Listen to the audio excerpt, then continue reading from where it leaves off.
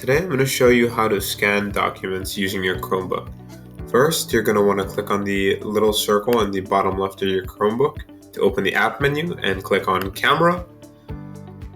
Then you're going to want to click on Scan in the menu and hold up your document to the screen so that it fits within the four corners of the blue lines, and press the white circle to take the picture. This will scan your document, at which point you can save it as a PDF or as a photo. Now, in most cases, you're going to want to save it as a PDF. Now, if you open your app menu again and you open Files,